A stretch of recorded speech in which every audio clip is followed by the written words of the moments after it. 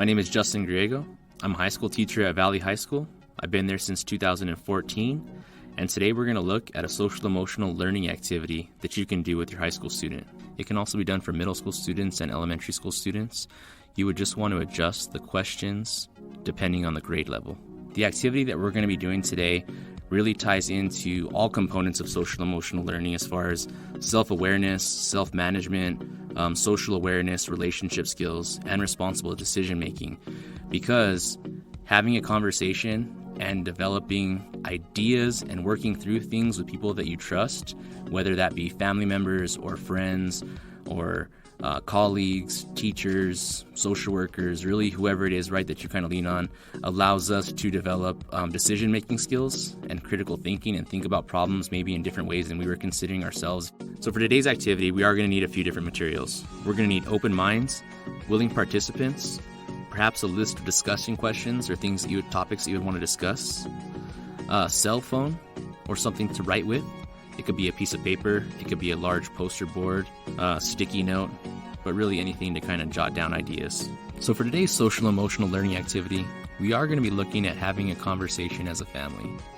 Now, having a conversation as a family can be uncomfortable for some, and we want to make sure that everybody's set up to be as successful and share openly as they can. This first time that we do this activity, it may take us the full 30 minutes. As everybody gets a little more comfortable with it, these discussions and activity can range anywhere from 10 to a full 30 minutes or even longer depending on the topic. Step 2 is going to be the beginning part of our conversation.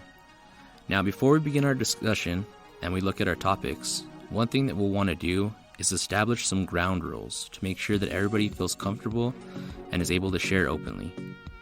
Some examples of some ground rules might be that this is a safe space for all to speak openly, no judgment, no interrupting while others are talking, setting time limits for each discussion, or any other rules that you feel might be appropriate for your family.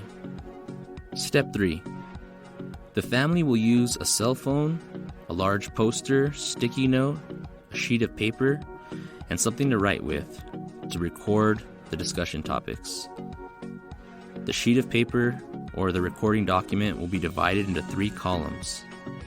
The 3 columns will be labeled as such: topic or event being discussed, possible challenges or fears, and ideas for coping with or handling those challenges. So an example of a topic that might be used, especially for high schoolers, would be going to a concert. Of course, every high schooler wants to go and participate and enjoy that time with their friends. As a family, there might be some concerns or obstacles you might feel would get in the way of them potentially participating in this event. So this would be a good chance for us to have an open discussion and figure out how can we kind of move forward with a possible yes, or if it's a no, at least having a discussion and understanding the values of the family as to why the decision is what it is. So again, an example of a possible topic could be going to a concert.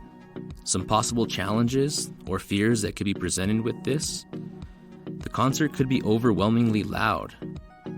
There could be large crowds, unfamiliar people, and it can cause anxiety and claustrophobia. There's possible peer pressure to do or try something that you are not comfortable with at a concert. Now, these are just a few possible challenges and fears, but as a family, you could come up with ideas for coping with or handling those challenges.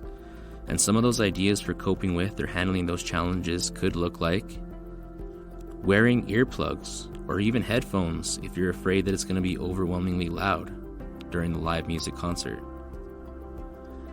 Finding or locating an area where you can take space or have a moment away from the large crowd and identify that space when you arrive and make sure everybody understands that that's what that space is going to be used for. Discussing the values that we as a family have in regards to certain peer or unwanted pressure, and having a discussion about how to say no or how to deal with those uncomfortable conversations if they do arise with us.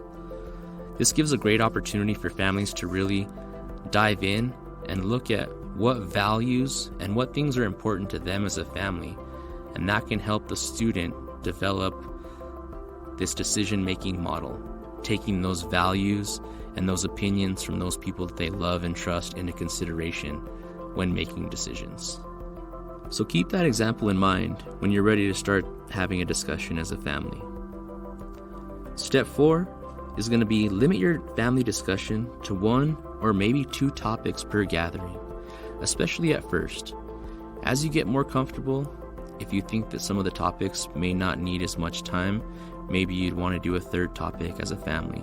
But especially at the beginning, we're just going to want to spend time focusing on 1, maybe 2 topics at the most. And when selecting a topic, there's a few different ways we can do it.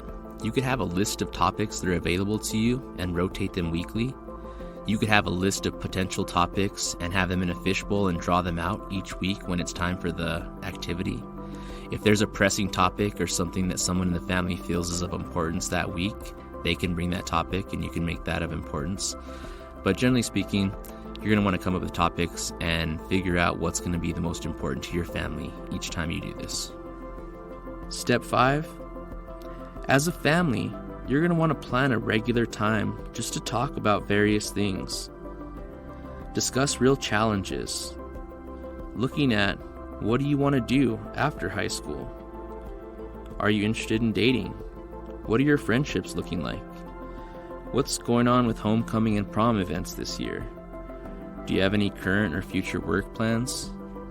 Different things that your high school student might be dealing with are going to be some great topics maybe to get the ball rolling, or some things that may be uncomfortable are some topics that you might want to save for a later date or when you feel a little more comfortable having those conversations with your student.